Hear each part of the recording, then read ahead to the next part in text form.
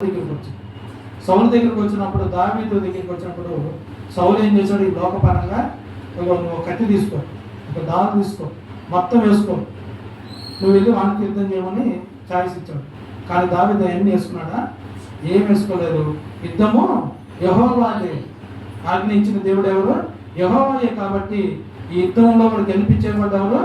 దేవుడైనా యెహోవా నాకు తోడుగా ఉన్నాడు, నాకు ఈ లోకంలో ఉన్న వాటి ఏమీ అవసరం లేదని దావీదు ఏం చేశాడు? వాటన్నిటిని వద్దన్నాడు. చివరికి పోయి ఉన్నాడు, సున్నతి లేని ఫిలిష్తీయుడా, నువ్వు నా ప్రజలను భయపెడతావు అని ఒక రాయి తీసుకుని కొట్టగానే వాడు గొలియాతు చనిపోయాడు. దావీదుకి అంత ధైర్యం ఎక్కడదమ్మా? ఒకసారి వెళ్ళిపోతుందని చెప్పాడంట దావీదు. ఒక దాని ఏం చెప్పాడు? సింహాన్ని చెప్పాడు. వాటితో పోలిస్తుంటే వీడు ఫిలిష్తీయుడు ఏమంటాడని, సున్నత లేని వాడని వాడు తిడుతున్నప్పుడు వాడికి ఏమొచ్చింది? కోపం వచ్చింది. కానీ దేవుడు ఆజ్ఞగా దావీదు ఏం చేశాడు? గొలియాతును చంపాడు. మొదట పౌలు ఏం చేశాడంటే దేవుడు మాటకు, దేవుడు ఆజ్ఞకు లోబడ్డాడు. నెక్స్ట్ అదేవిధంగా దావీదు కూడా ఏం చేశాడు? దేవుడు మాటకు, ఆజ్ఞకు లోబడ్డాడు. దావీదు ఒకసారి ఏం చేశాడు? సింహాన్ని చంపాడు. చూడాలన్నమాట. దేవుడు ఒకసారి దావీదు ఒకసారి ఏం చేశాడు? సింహాన్ని చంపాడు. సాతాను కూడా ఎలా ఉన్నాడు ఇప్పుడు? గర్జించే సింహం వాళ్ళు ఎవరు వింగుదువా అని తిరుగుతూ ఉంటాడు. వాడు ఇప్పుడు ఇక్కడ ఉన్నాడా లేదు? వాడు దేవుడు కన్నా ముందర వచ్చి కూర్చుంటాడు. ఎందుకని? వీరిని ఎట్లయినా నిద్రపుచ్చాలి. వాకింగ్ ఎప్పుడెప్పుడు ఎట్లయినా ఇంట్లో ఉన్న బంగారం పెట్టారా, ఎవరిని తీస్తారేమో, నా కొడుకు ఈ టైంలో ఏడున్నాడో, వాడు అన్నం తిన్నాడో లేదో ఆలోచిస్తాం కదా. వాడు ఏం చేస్తారంట? మనం చర్చికి వస్తే ప్రాంతంలో కళ్ళు మూసుకున్నానే అప్పుడు దాకా ఏ ఆలోచనలో నీకు నాకు కళ్ళు మూసుకున్న తర్వాత ఎన్నెన్నో ఆలోచనలు వస్తాయో రాదు. చెప్పేవాళ్ళ వాక్యం ఒక పక్కకి వెళ్తుంది, ఆ లోకంలో ఉన్న ఆలోచనలన్నీ మనకి వస్తూనే ఉంటాయి. అప్పుడంట సింహం నుండి గొర్రెని తప్పిస్తారంట ఎవరు? దావీదు. దేవుడు కూడా అంటున్నాడు చూడండి, ఆ సాతాను యొక్క ఊరి నుండి నిన్ను నన్ను తప్పిస్తాను. ఒకసారి సాతాను అంట గొప్ప ప్రార్థన చేస్తున్నాడు దేవుడు.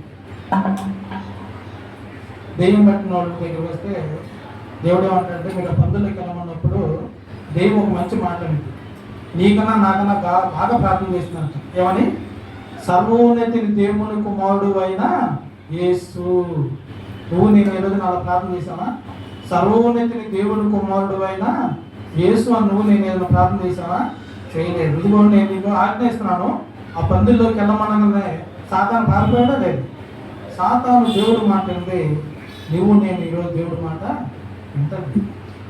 దేవుడి యొక్క బాధ ఏంటంటే అందరి మాట అంటున్నావు. నువ్వు ఇంట్లో నీ భర్త మాట వింటున్నావు, నీ పిల్లల మాట వింటున్నావు, నీ కోడల మాట వింటున్నావు, అందరి మాట వింటున్నావు, కానీ ఒక్కరి మాట మాత్రము వింటున్నావు. ఎవరి మాట? దేవుడి మాట. అందుకే దేవుడు అన్నాడు, ఇదిగో నేను నీకు ఆజ్ఞ ఇచ్చున్నాను, నువ్వు ఎవరు నమ్మాలమ్మా? దేవుడిని నమ్మాలి. అదేవిధంగా రెండో మాట చూసినట్లయితే శత్రువులు. ఇప్పుడు యెహోషువకి ఇంకో భయం కలిగింది. దేవుడైతే ఆజ్ఞించాడు, స్థిరపరిచాడు, దృఢపరిచాడు. ముందరికి వెళ్ళంగానే ఏమొచ్చింది? శత్రువులు. శత్రువుల వల్ల మొదట మనందరికీ ఏం కలిగింది? దిగులు. రెండేది ఏంటంటే భయపడతాం. ఎవరన్నా ఈ లోపల భయపడ్డారమ్మా ఎప్పుడన్నా? నేనైతే భయపడ్డాను, చాలాసార్లు భయపడ్డాను. మా మేనేజర్ అంటే నాకు భయం. నేను హైదరాబాద్ ఉద్యోగాలు చేస్తానమ్మా, మా మేనేజర్ చూస్తే నాకు భయం. ఒక్కోసారి మీరు కూడా మీ భర్త చూసినా కూడా భయపడతారు. ఎందుకని? కొడతాడేమో. ఎందుకని? మనం ఏదైనా చేయని దాన్ని చేసినా కొడతారు, కొంతమంది అది ఏం చేయకపోయినా కూడా కొడతారు. ఇక్కడ యెహోషువ కూడా ఒక భయం కలిగిందంట. ఏమని? శత్రువులు భయం కలిగింది. ముందరకెళ్తే వాడు మమ్మల్ని చంపుతారేమో అని భయం కలిగిందంట. అసలు దిగులు ఎలా వచ్చిందమ్మా మనిషికి? ఒక మనిషికి దిగులు ఎలా వచ్చింది? దిగులు అసలు బయట కనపడుతుందా? దిగులు కొంతమంది ఎంత కూర్చున్న కూడా నోట్లో చెప్పరు బయట. దిగులు అంట మనిషి లోపల ఉంటుంది, అది బయటికి రాదు. నెక్స్ట్ ఏంటంటే జడిత్వం. అంటే ఇది బయట మనిషిని చూసినప్పుడు ఒడిగిపోతాడంట. ఇప్పుడు యెహోషువ కూడా అక్కడే ఉన్నాడు. ఈ మాట ఎవరు? దేవుడే అన్నాడు. ఏమన్నాడు? నువ్వు జడియకము, బెదరవకము, భయపడకము. ఈ మాట ఎవరు అన్నారంటే యెహోషువ కాబట్టి ఎందుకు భయపడుతున్నాడు? నువ్వు నేను ఎందుకు భయపడుతున్నాము? గత వైఫల్యాలను గుర్తు చేసుకుని భయపడతాం ఒక్కోసారి.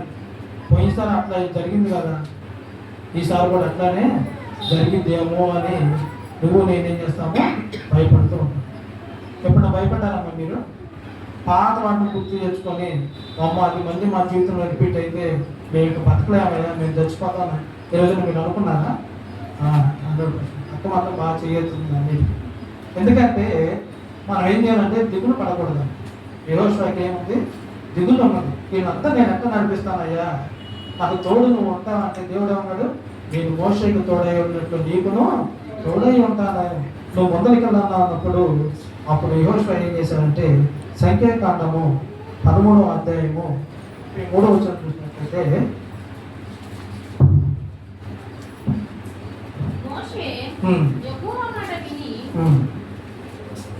సంఖ్యాకాండము 13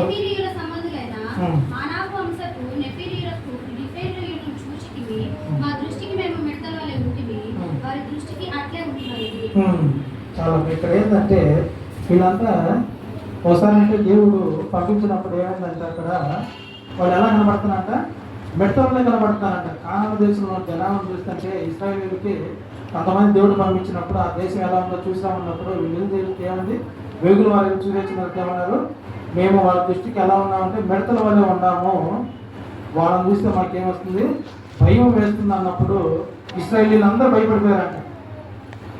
పాస్టర్ గారు 100 మాటలు చెబుతారు కానీ ఏదైనా చిన్న తప్పు మాట మాట్లాడేవాళ్ళంటూ ఆ 100 మాటలు వదిలేసి ఆ తప్పు పెట్టిందాన్ని గుర్తుపెట్టుకుంటాం లేదా? ఇశ్రాయేలు కూడా అదే చేశారు. ఏమని? అయ్యో వాళ్ళందరూ అంత పెద్దగా ఉండాలంట, మనం మిడతలాగా ఉన్నాము, ఆ కానాను దేశానికి వెళ్తే మనం చంపుతారన్నప్పుడు ఇశ్రాయేలీలందరికీ ఏం కలిగింది? దిగులు. వాము ఐగుప్తులో ఉంటే ఏమే కదా, ఎట్టగట్ట బానిసలుగా బతికేవాడు మేము, హ్యాపీగా తిని ఉండేవాడు మేము, కానీ దేవుడు మమ్మల్ని ఎందుకు ఇక్కడ తీసుకొచ్చారని వాళ్ళందరికీ ఏం కలిగింది? దిగులు. నీకు నాకు ఏ దిగులు? డబ్బు సంపాదించాలని ఇంకా దిగులు ఉందమ్మా? ఈ లోకం ఏదో రోజు నువ్వు నేను పిలిచి వెళ్ళాల్సింది. రాత్రి నేను పల్నాడు ట్రైన్ దిగాము, సత్తెనపల్లి బస్సు ఎక్కి. సత్తెనపల్లి బస్సు ఎక్కిన 2-3 నిమిషాలకి సత్తెనపల్లి ఊరు నుంచి మన నర్సరాపేట రోడ్లోకి వచ్చినప్పుడు ఒక వ్యక్తికి యాక్సిడెంట్ అయింది. అతనికి హెల్మెట్ కూడా లేదు. అతడు ఎలా కొట్టుకున్నాడంటే తలకాయ వెళ్ళిపోయింది, బ్లడ్ కారుతుంది, తెగ కొట్టుకుంటున్నాడు, మనిషి ఊగిపోతున్నాడు. దేనికోసం? ఇంకా నా పని అయిపోయింది, దిగులు పడిపోయాడు. ఏమని? ఆ క్షణంలో ఎవరు గుర్తొచ్చుంటారు? తన భార్య, పిల్లలు, తన తల్లిదండ్రులు గుర్తొచ్చారు. ఏమని? ఇక నేను చచ్చిపోతానేమో దిగులు. ఈ దిగులు నీకుందా? ఈ లోకాన్ని ఏదో ఒక రోజు విడిచి వెళ్ళాలి, నువ్వు ఏడకి వెళ్తావో నీకు తెలుసా? ఆ దిగులు నీకు ఉంటుందా? నీ తల్లిదండ్రులు ఈరోజు నీతో ఉంటారా? వాళ్ళ తల్లిదండ్రులు నీతో ఉంటారా? కాబట్టి దేవుడు ఏం మాట్లాడుతున్నాడంటే దిగులు ఎందుకు వస్తుందంటే మనుషులకి పాత వాటిని గుర్తు చేసుకున్నప్పుడు మనందరికీ దిగులు వస్తుంది. ఇశ్రాయేలీలు కూడా వామ్మ మన ఆ దేశానికి వెళ్తే వాళ్ళు చంపుతారని భయం కలిగినప్పుడు మాకు ఐగుప్తు దేశంలో ఉంటే మాకు ఎంత బాగుంటుంది, మొదలు చూస్తే నా యోధానన్నది ఎరుకోకూడదు. అసలు ఈ మోషే మమ్మల్ని నడిపిస్తాడో లేదు, ఎవరు మోషనే నడిపించలేదు, ఈ యెహోషువ మమ్మల్ని నడిపిస్తాడో లేదని వాళ్ళందరికీ భయము కలిగింది. యెహోషువ కూడా అంటున్నాడు, మోషే లేడు, నేను వీళ్ళను నడిపిస్తానా లేదా అని ఏం చేస్తున్నాడు? ఇక్కడ బాధపడుతూ ఉన్నాడు. చూడమ్మా, దేవుడు నీకు నాకు గొప్ప మాటను సెలవు చేస్తున్నాడు. యెషయా గ్రంథము 41వ అధ్యాయము, యెషయా గ్రంథము 41వ అధ్యాయము, యెషయా గ్రంథము 41వ అధ్యాయము 10వ వచనం. నీవు నా దాసుడు అనియు నేను నిన్ను ఉపేక్షింపన ఏర్పరచుకొని ఉంటుంది, నేను నీతో చెప్పుచున్నాను, నీకు తోడై ఉన్నాను, భయపడకము, నేను నీ దేవుడినై ఉన్నాను, దిగులు పడకము, నేను నిన్ను బలపరుతును, నీకు సహాయము చేయవాడను నేనే, నీతి అను నా దాక్షిణ హస్తముతో నిన్ను ఆదుకుంటున్నాను. ఇందాక ఆ మాట యెహోషువతో చెప్పాడు, ఈరోజు దేవుడు ఒక చెప్తున్నాడు, నీతో నాతో చెబుతున్నాడు. ఏమని? భయపడకము, నేనే నీ దేవుడినై ఉన్నాను, దిగులు పడకము. కాబట్టి ఈ లోకంలో మనకి దిగులు భయం ఎప్పుడు దాకా ఉండిద్దమ్మా చెప్పాలి. దిగులు భయం ఎప్పుడు దాకా ఉండిద్ది? నువ్వు నేను ఈ లోకం విడిచిపోయినంత కాలం ఉంది. చిన్నపిల్లలు అప్పుడు ఏమనిపించింది? మా అమ్మ మా నాన్న మాటలు బట్టి నన్ను చంపుతారని భయం. యవనస్తులు అయిన తర్వాత ఏమనిపించింది? మ్యారేజ్ అయిన తర్వాత ఈ సంసారాన్ని నేను నడుపుతాను లేదనేది భయం అయింది. కొంతకాలం దాటిన తర్వాత ఏమనిపించింది? నా పిల్లలను ఎలాంటి వారికి ఇచ్చి పెళ్లి చేయాలో, వాళ్ళు సక్రంగా ఉంటారు లేదో భయం వేసింది. చివరి క్షణానికి వచ్చేది ఏమనిపించింది? నా బిడ్డను నన్ను సరిగా చూసుకుంటారు లేదా అని భయం. అంటే నువ్వు పుట్టినప్పటి నుండి చనిపోయేదాకా ఏదో ఒక భయము నీకు ఉంటానే ఉంటుంది. భయానికి ఏమన్నా ఉందమ్మా? ఈరోజు నా భయం లేదని ఏముందా? అందుకే దేవుడు అంటున్నాడు, ఇక్కడేమన్నాడు? దిగులు పడము, నేను నిన్ను బలపరుతును, నీకు సహాయం చేయబడను. నీ తల్లిదండ్రులు కాదు, నీ బంధువులు కాదు, నీ స్నేహితులు కాదు. నీకేదైనా బాధ వస్తే ఎవరో చెప్తావమ్మా? డైరెక్ట్గా పోయి నువ్వు చుట్టాలకు ఫోన్ చేస్తావు. ఫస్ట్ నీకు దగ్గర వాళ్ళకి ఫోన్ చేస్తావు. ఏమని? నేను ఈ ఆపదలో ఉన్నాను రా, నాకు కొద్దిగా సహాయం చేయరని అడుగుతావు. కానీ దేవుడు ఏమన్నాడంటే, నువ్వు భయపడవద్దు, ఈ లోకంలో వాళ్ళందరూ నువ్వు చెబితే తర్వాత ఎగతాలు చేస్తాను. నువ్వు లేని టైం చూసుకుని ఏం చేస్తారు? నువ్వునే ఎగతాలు చేస్తారు. కానీ ఇక్కడ దేవుడు ఏమన్నాడంటే, నువ్వు దిగులు పడవద్దు, భయపడవద్దు, నేను నీకు తోడుగా ఉన్నానని అన్నాడు. దేవుడు చూడండి అమ్మా, గొలియాతుని చంపడానికి దావీదుకి దేవుడు ఎలా ఉన్నాడు? తోడుగా ఉన్నాడు. ఫరోకి ముందు మోషే నిలబడినప్పుడు ఎవరు తోడుగా ఉన్నాడు? దేవుడు తోడుగా ఉన్నాడు. సింహాల బోనులో దానియానికి ఎవరు తోడుగా ఉన్నాడు? దేవుడు. వాళ్ళందరూ మనాన్ని మనుషులే కమ్మా, వాళ్ళందరూ తల్లిగా కర్పనుడు వచ్చినాడుగా, వాళ్ళందరికీ తోడుగా ఉన్న దేవుడు నీకు నాకు తోడుగా ఉంటాడా? కాబట్టి దేవుడు యెహోషువతో ఏమన్నాడంటే, మొదట నీకు ఆజ్ఞ ఉంచి ఉన్నాను. రెండోది ఏమన్నా అంటే, నువ్వు దిగులు పడవద్దు, భయపడవద్దు, నువ్వు ముందుకు సాగిపో అని దేవుడు చెప్తూ ఉన్నాడు. మూడోది ఏంటంటే నిర్భరము, ధైర్యం. ధైర్యం ఎలా వస్తుందమ్మా? ధైర్యం ఒక్కసారి మనిషిని తెగింపులోకి తీసుకుపోతుంది. నీ తల్లిదండ్రులు ఉండరనుకో, నువ్వు ఎవరి మీదగా నేను కొట్టేస్తావు. అవును కదా? ఎందుకని? నీ బలం ఉంది. వాళ్ళు లేనప్పుడు ధైర్యం ఉండిద్దా నీకు? వాము నన్ను వాళ్ళ మీదకి వెళ్తే వాళ్ళు నాకు రివర్స్ అవుతారేమో, ఉండిద్దా ఉండదు. అంటే ఇక్కడ చూడండి, యెహోషువ దేవుడు ఏమో మాట్లాడుతా అంటే, నువ్వు నిర్భరము కలిగి ధైర్యముగా ఉండు అంటే. చూడండి, ఇందాక నేను చెప్పాను కదమ్మా, యెహోషువ 1:8 వాక్యమే మన అందరికీ ఏమి ఇస్తుంది? ధైర్యాన్ని ఇస్తుంది. యేసు ప్రభు గొప్పవాడా కదా? ఏమో గొప్పవాడా కదా? యేసు ప్రభు వాక్యం ద్వారానే మాట్లాడాడు కానీ సొంత శక్తులను ఉపయోగించుకున్నాడా? అరణ్యంలో 40 దినముల తర్వాత ఆయన దగ్గరికి ఎవడొచ్చాడు? సాతానుడు వచ్చినప్పుడు దేవుడు ఏం చెప్పాడు? దేవుడు వాక్యాన్ని చెప్పాడు. మనుషులు ఈ రొట్టె వలన మాత్రం కాదు కానీ దేవుడు నోటి మాట వలన బ్రతుకును. దేవుడు చూడండి, సాతాను ఎక్కడ పోయి ఏది మాట్లాడినా దేవుడు దేనితో సమాధానం చెప్పాడు? వాక్యం. కాబట్టి నువ్వు నేను ధైర్యంగా ఉండాలంటే మనం ఏం చేయాలి? దేవుడు వాక్యాన్ని నిరంతరము చదివే వారిగా ఉండాలి. యాకోబు రాసిన పత్రిక 1వ అధ్యాయము 22వ వచనం. యాకోబు రాసిన పత్రిక 1వ అధ్యాయము 22వ వచనం. మీరు వినువారు మాత్రమే ఉండి మిమ్మల్ని మీరు మోసపరుచుకొనకుండా వాక్య ప్రకారము ప్రవర్తించు వారిని ఇంటిది. మీరందరూ ఏమనుకుంటారంటే, చర్చ అయిపోయిన తర్వాత ఈ మాటలు ఎంతతో వదిలేస్తాను. నేనైనా నువ్వేనా ఏం చేస్తాము? పాస్టర్ గారు ఇంగ్లీష్ అంటే ఏం చెప్తారు? అందరికీ వాక్యం చదువుతాను. వాక్యం ఎప్పుడు దాకుంటుంది? నీకు నాకు మందిరంలో ఉన్నంతసేపు. మందిరం దాటి బయటికి వెళ్ళిన తర్వాత దాని గురించి మీరు ఆలోచిస్తారా? మీరు ఆలోచించరు, నేను కూడా ఆలోచించను. కానీ ఇక్కడ దేవుడు ఏమంటున్నాడు? ఇక్కడ చదవండి మళ్ళీ మీరు అందరూ ఒకసారి.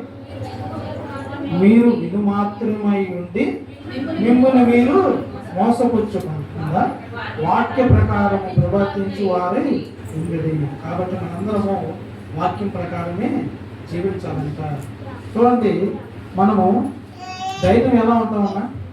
ఇంకో మాట చెప్తాను. ధైర్యం ఎలా ఉంటామంటే, దేవుడు ఏదైనా ఆశ్చర్యకార్యాలు మీ కుటుంబంలో చేశాడు అనుకోండి, దేవుడు అప్పుడు మాకు సహాయం చేశాడు కదా, మళ్ళీ ఈసారి కూడా చేస్తారేమోనని ఆలోచన కలిగినప్పుడు మీకు ఏమొచ్చింది? ధైర్యము వచ్చింది. ఒకసారి నీకు బాగా హాస్పిటల్కి వెళ్ళావు, జ్వరం వచ్చింది, తగ్గింది, ప్లేట్లెట్స్ తగ్గిపోయి, డెంగ్యూ వచ్చింది, మరణ ఛాయం దాకా పోయి దేవుడు నేను మళ్ళీ బ్రతికించాడు అనుకోండి.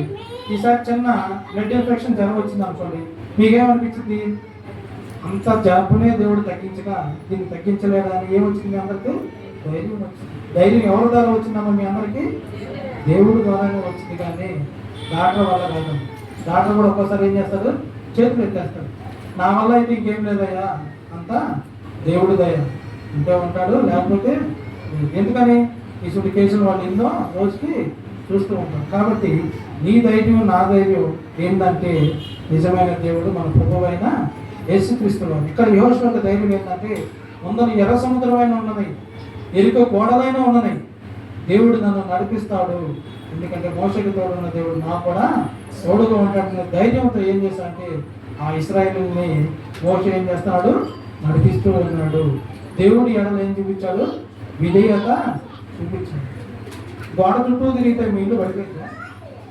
ఏమా మీ ఇల్లు చూపించండి, నేను 6 రోజులు తిరుగుతాను మీ ఇంటి చుట్టూరు, 7వ రోజు ఇల్లు పడిపోయిందా? ఎరుకో గోడలు ఎంత పెద్దవి? చాలా పెద్దగా. దేవుడు ఏం చెప్పాడు యెహోషువతో? ఇదిగో మీరు వీళ్ళందరిని తీసుకుపో, ఆ యొక్క ఎరుకో గోడల చుట్టూ ఎన్ని రోజులు తిరగమన్నాడు? 7 రోజులు తిరగమన్నాడు. 6 రోజులు తిరిగారు. మనుషులే మనందరం ఏమనుకున్నాం? ఏమనుకున్నాం? ఏంది యెహోషువ పిచ్చోడు మాట్లాడుతుంది? గోడలు ఏంది, మనం తిరిగితే పోవడం ఏంది అనుకుంటాం లేదు. అందరూ అవిశ్వాసంతో ఉన్నారు. కానీ యెహోషువ ఏం కలిగి ఉన్నాడు? దేవుడి యందు విధేయతలు కలిగి ఉన్నాడు. యెహోషువ ఏం చేశాడు? దేవుడు మాట అన్నాడు. 7వ దినాన గోడలు పగిలిపోయినా ఉన్నాయి. మొదట భయంతో ఉన్నాడు. దేవుడు తోడుగా ఉన్నప్పుడు ఏం చేశాడు? ఆ యొక్క ఎరుక గోడలో పడిపోయినట్లుగా మనం బైబిల్లో గ్రంథంలో చూస్తూ ఉన్నాం. అదేవిధంగా చూడండి, ఎవరన్నా మిమ్మల్ని అగ్నిలో నెడతానంటే సంతోషంగా వెళ్తారా? ఏమన్నా వెళ్తారా? షట్రకు మెషకు అభివృద్ధిలో ఏడకెళ్తున్నారు ఎవరు? నెబుకద్నెజరు ఏమంటున్నాడు? నీకు ఈ ప్రతిమకు నువ్వు నమస్కారం చేసిన ఎడల నేను క్షమిస్తాను, లేకపోతే నేనేం చేస్తాను? అగ్నిలోకి నెట్టేస్తాను. అప్పుడు ఎంత గొప్ప మాట మాట్లాడాడు తెలుసా? మాత్ర దానియేలు గ్రంథము 3వ అధ్యాయము, దానియేలు గ్రంథము 3వ అధ్యాయము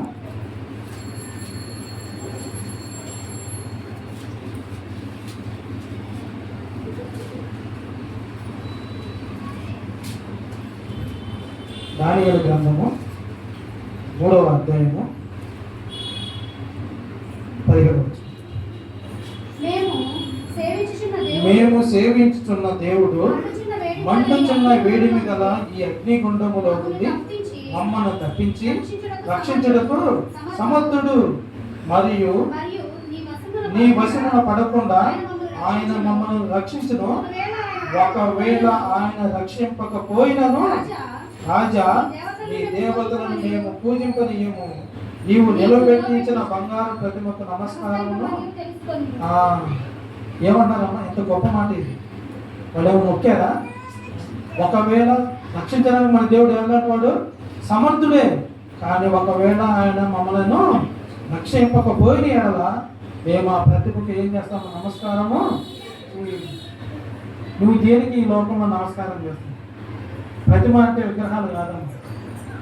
దేవుడిని కాక నువ్వు అతిగా ఏది ప్రేమించినా అది నీకేమైంది? విగ్రహమే. నువ్వు ధనాన్ని ప్రేమిస్తున్నావా? అది నీకు విగ్రహం లాంటిది. నీ బిడ్డను దేవుడి కన్నా ఎక్కువగా ప్రేమిస్తున్నావా? అది నీకు ఎలాంటిది? విగ్రహమే. ఇక్కడ శత్రుకు మేషకు అభివృద్ధి ద్వారా దేవుడు ఏం మాట్లాడతానంటే, మీరు నన్ను కాదని మీరు దేనిని ప్రేమించినా, దేన్ని ఎక్కువగా ఆశించినా అది మీకు ఎలాంటిది? విగ్రహముగా. ఎందుకని ఇక్కడ దేవుడు అంటాడు, మన దేవుడు ఎలాంటి వాడమ్మా? సమర్థుడు. ఎంత నువ్వు కష్టంలో ఉన్నా, ఎంత బాధలో ఉన్నా, ఎంత శ్రమలో ఉన్నా ఆయన నువ్వు రక్షించడానికి సమర్థుడని నువ్వు ఈరోజు నమ్ముతున్నావా? నమ్మలేదు. దేవుడు నీకు ప్రశ్నిస్తున్నాడు. ఆ రోజు యెహోషువ అడిగినప్పుడు దేవుడు చెప్పాడు, ఈరోజు నీకు కూడా చెప్తున్నాడు, నువ్వు ఎంత కష్టంలో ఉన్నా నువ్వు లోకం వైపుకు చూడవద్దు, విధేయత కలిగి నువ్వు నా వైపు చూసినప్పుడు నేనేం చేస్తాను? నీకు సహాయము చేస్తాను. మోషే మళ్ళాంటి మనుషుడు, యెహోషువ కూడా మళ్ళాంటి మనుషుడే. వాళ్ళకు తోడై ఉన్న దేవుడు నీకు తోడుగా ఉంటాడా? ఆయన కంపల్సరీగా నీకు నాకు తోడుగా ఉండే దేవుడు. ఆయన ఏం చేశాడంటే యోర్దాను ఎదురొచ్చినప్పుడు సహాయంగా ఉన్నాడు, ఎరుకో గోడలప్పుడు సహాయంగా ఉన్నాడు. నువ్వు నేను ప్రార్థన చేస్తే సూర్యుడు అవుతాడా? చెప్పండి. నువ్వు నేను ప్రార్థన చేస్తే సూర్యుడే వద్దులే, చెట్టు గాలి వేస్తుంది, చెట్టును గాలి ఇవ్వకుండా ఆగిద్దా? ఆగదు. అరే నువ్వు కూర్చోాలి సైలెంట్గా చర్చిలో పిల్లలు అంటున్నారా? నీ పుట్టిన పిల్లలు, నా పిల్లలు కానీ మీ పిల్లలు కానీ ఎవరైనా చర్చిలో కాదు ఏడకు పోయినా కూడా కూడా ఒక 5 నిమిషాలు కూర్చోరా, మందిరం అయిపోయిన తర్వాత ఇంటికి వెళ్దాం ఉంటున్నాడా? కానీ యెహోషువ ప్రార్థన చేయంగా ఎవరాగారమ్మా? సూర్య చంద్రులలో ఆగిపోయారు. ఇది ఎంత గొప్ప ప్రార్థన! యెహోషువ ఎంత గొప్ప ప్రార్థన చేశాడు. దేనిని బట్టి? దేవుడిని బట్టి. మొదట భయపడ్డాడు, దిగులు పడ్డాడు, చెడి చేశాడు. చివరికి కానాను దేశానికి ఎంతమంది వెళ్ళారంటే 2 మాత్రమే వెళ్ళారు. ఎవరు? కాలేబు, యెహోషువ. వీళ్ళిద్దరు మాత్రమే. కానీ మొదలు పెట్టినప్పుడు 40 లక్షలు మొదలు పెట్టారమ్మా. కానీ వాళ్ళ పిల్లలను అంటలేరు మధ్యలో. పిల్లల కంట ఏమైందంటే మొదట స్టార్ట్ అయ్యారు 40 లక్షల మంది పోయారు, అందులో 2 మిగిలారు. మిగతా వారు వాళ్ళతో పాటు కానాను దేశంలోకి వెళ్ళారు. కాబట్టి దేవుడు ఈరోజు నాతో ఏం మాట్లాడతానంటే, నీకు ఆజ్ఞ ఇచ్చున్నాను, నువ్వు భయపడవద్దు, దిగులు. నువ్వు ఏ బాధతో ఉన్నావు నాకు తెలవదు, నీ భర్తకు తెలవదు, నీ పిల్లలకు కూడా తెలియదు. నువ్వు ఏ బాధ కలిగి ఉన్నావు, ఎవరికి చేయాలమ్మా ప్రార్థన? దేవుడికి ప్రార్థన. అందుకనే దేవుడు నువ్వు నేను భయపడుతుంటే తండ్రి అయిన దేవుడు సైలెంట్గా ఉండడమ్మా. ఆయన ప్రియ కుమారుడు మన లోక రక్షకుడు అయినటువంటి యేసుక్రీస్తు వారిని ఎక్కడ పంపించాడు? ఈ లోకానికి పంపించాడు. ఎందుకని? ఈ లోకం ఆల్రెడీ ఎవడున్నాడో దేవుడు రాకముందరే సాతానుడు ఆకాశం నుండి ఎక్కడ త్రోయబడ్డాడు? భూమి మీదకి త్రోయబడ్డాడు. వాడు ఎప్పుడెప్పుడు దేవుడి పిల్లలు కనపడతారా, వాళ్ళు ఎప్పుడెప్పుడు చంపుదామా, వాళ్ళు ఎప్పుడెప్పుడు నరకాలలోకి తీసుకుపోదామని వాడు ఏం చేస్తున్నాడు? అందరిని ఏం చేస్తున్నాడో భయపెడుతూ ఉన్నప్పుడు దేవుడు తన ప్రియ కుమారుడైన యేసుక్రీస్తు వారిని ఏం చేసి ఈ లోకానికి పంపించాడు. ఎవరి కోసమో? నీ కోసమో, నా కోసం. వచ్చిన ఆయన డబ్బులు సంపాదించుకున్నాడా? మ్యారేజ్ చేసుకున్నాడా? సంతోషంగా ఉన్నాడా? మనిషి కుమారుడు తలవార్చుకున్నట్టుగా స్థలమైనను నీవు నేను మందిరం అయిపోయినంత ఎక్కడికి వెళ్తాం? మన సొంత ఇంటికి వెళ్తాం. ఎందుకని? నీకు నాకేమన్నది? స్థలం ఉన్నది. కానీ యేసుప్రభు వారికి లోపల స్థలమైనను లేదు. సరే, వాళ్ళ అమ్మ యేసుప్రభుకి అన్న తమ్ముడు పుట్టారు, చెల్లెలు కూడా ఉన్నారు. వాళ్ళు ఎప్పుడన్నా ఇంటికి వస్తే వస్తాను యేసుప్రభుని నువ్వు మా ఇంటికి రావద్దు వెళ్ళిపోయినప్పుడు ఆయన ఉదయంతా స్వార్థ చెప్పాడంట. సాయంత్రం పండ మీదకి వెళ్ళి ప్రార్థన చేసుకున్నాడు. సొంత అన్నదమ్ములు కూడా దేవుడు ఏం చేశారు? బయటికి వచ్చేసారు. ఆయన కూడా చూడలేదు. ఆకాశ పక్షులు నివాసస్థలం ఉన్నది, మనిషి కుమారుడు తలవార్చుకున్నట్టుకైనా ఈరోజు దేవుడు అంటున్నాడు, నీ హృదయంలో నేను ఉండాలని ఆలోచన కలిగింది.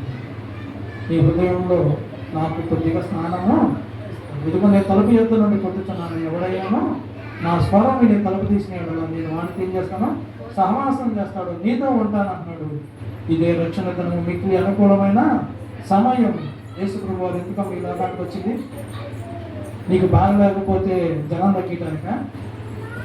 నీకు డబ్బులు లేకపోతే ఏదో రూపంలో కాంట్రాక్ట్ ఇచ్చి డబ్బులు సంపాదించుకోవడానిక? ఈ లోకంలో ఏది సంపాదించుకున్నారు ఈ లోకంలో నువ్వు నేను ఈ ఉద్యోగాన్ని వదిలిపెట్టాల్సిందే, నా భార్య బిడ్డను వదిలిపెట్టాల్సిందే, నా తల్లిదండ్రులు కూడా విడిచి పెట్టాల్సిందే. కాబట్టి అందుకే దేవుడు అంటాడు, ఇదే రక్షణ మీకు అనుకూలమైన. ఇంకా ఎవరైనా యేసు ప్రభువుని సొంత రక్షకులుగా అంగీకరించకుండా యెహోషువ భయపడుతూ నాకు సహాయం చేసేవాళ్ళు ఎవరు లేరు అనుకుంటున్నావా? ఈరోజు దేవుడు నీతో మాట్లాడింది. నువ్వు నమ్ముకుంటే ఇదిగో నేను నీ కొరకు సిద్ధంగా ఉన్నాను. నువ్వు అన్నిటి మీద మనసు పెడతావు, కానీ రక్షణ వచ్చేటానికి ఏం చేస్తావు? భయపడతావు. రక్షణ చేసుకుంటే భయం ఎందుకమ్మా?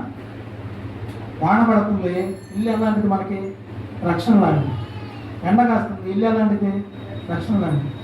నీ ఆత్మకు నీ ప్రాణానికి రక్షణ ఏంటిది? యేసు ప్రభువు. నమ్మి బాప్తీసం తీసుకున్న వాడు ఏమవుతాడు? రక్షింపబడతాడు. నమ్మని వానికి ఏమవుతుంది? మిక్కిలి. అయినా నీకు భయం లేదు కదా. దేవుడు రక్షణ అంటే భయం లేదు. ఎందుకని?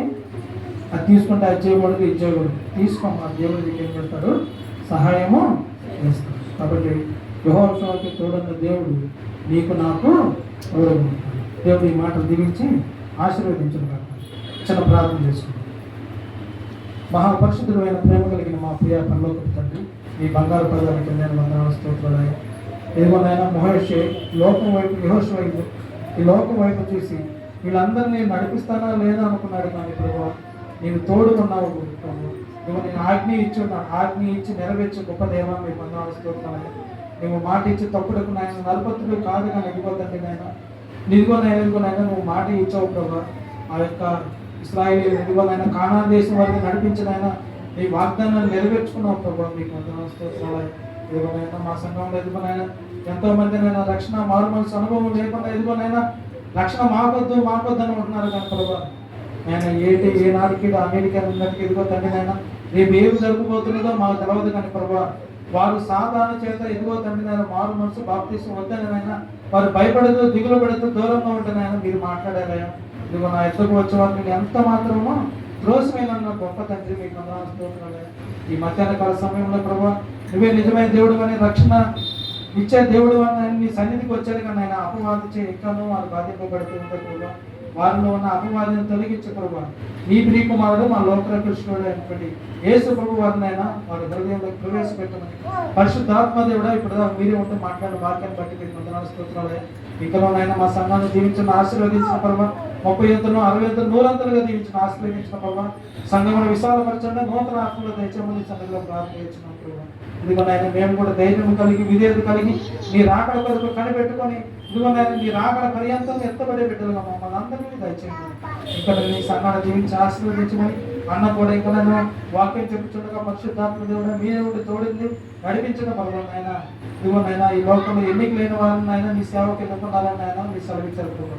ఇక్కడనైనా మా మందిరంలో ఏ కొలవ ఏ అక్కర ఏ సమస్య అయితే ఉండదు. సమస్త మెరిగిన దేవుడు కాబట్టి నాయన ఈ దైవ హస్తాలకు నాయన మా సమస్యలన్నీ మేము చెప్పుకుంటున్నాం ప్రభు. మీరు ఎక్కువ చూడమని సహాయం చేయించండి. మా ప్రభువును మీ ప్రియకుమారుడైన యేసుక్రీస్తు నామములో ప్రార్థన వచ్చున్నాము పలుకు తండ్రి. ఆమేన్.